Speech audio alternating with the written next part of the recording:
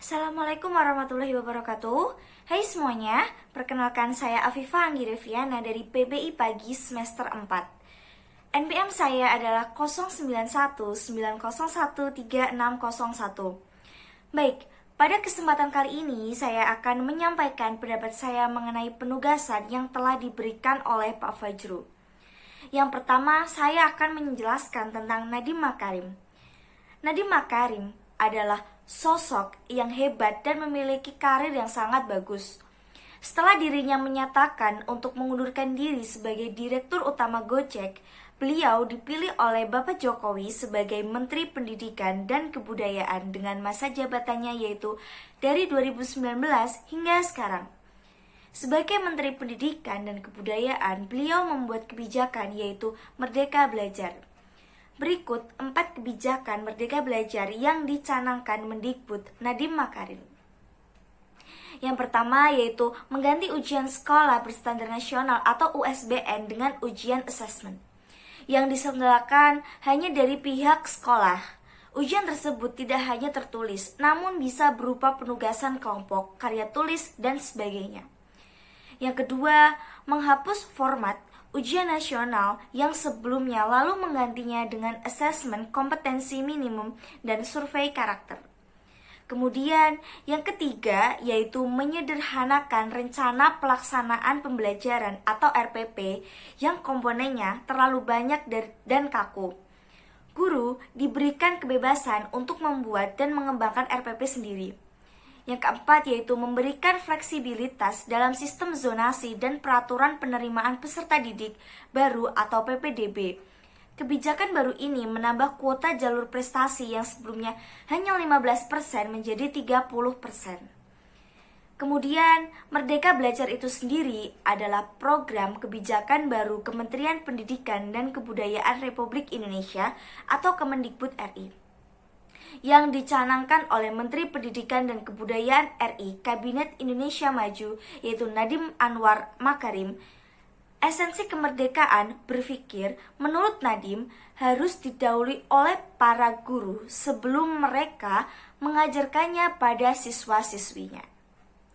Kemudian sepanjang saya akan memberikan pendapat saya mengenai RPP One Page Version atau membuat RPP tentu saja tidak bisa asal-asalan. Dengan adanya kebijakan ini atau RPP One Page Version, pembuatan PPP menjadi lebih praktis dan tidak memakan banyak penggunaan kertas.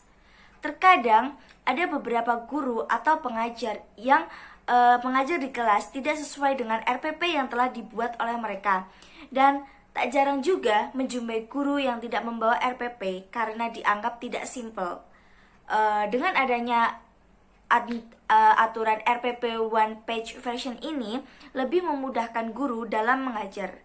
Selanjutnya yaitu sistem zonasi Merdeka Belajar. Untuk dampak positif yang dirasakan tentunya bagi sekolah yang biasa-biasa saja. Artinya bukan sekolah unggulan, juga memperoleh peserta didik yang pintar dan mempunyai IQ yang tinggi. Dengan demikian, semua sekolah merasakan punya peserta didik yang pintar sampai peserta didik yang mempunyai kemampuan berpikir yang biasa saja atau bahkan yang rendah. Kemudian dampak negatif yang kami rasakan yaitu kurangnya motivasi peserta didik untuk berpacu meningkatkan kompetensinya. Peserta didik agak cuek dan tidak bersemangat untuk bersaing sesama temannya. Hal ini disebabkan untuk apa dia harus bekerja keras atau belajar keras, toh sekolah nantinya akan dekat tempat tinggal mereka juga. Kalau sebelumnya sistem zonasi diberlakukan, peserta didik selalu berlomba-lomba belajar di mana-mana karena mereka mengejar sekolah yang mereka inginkan.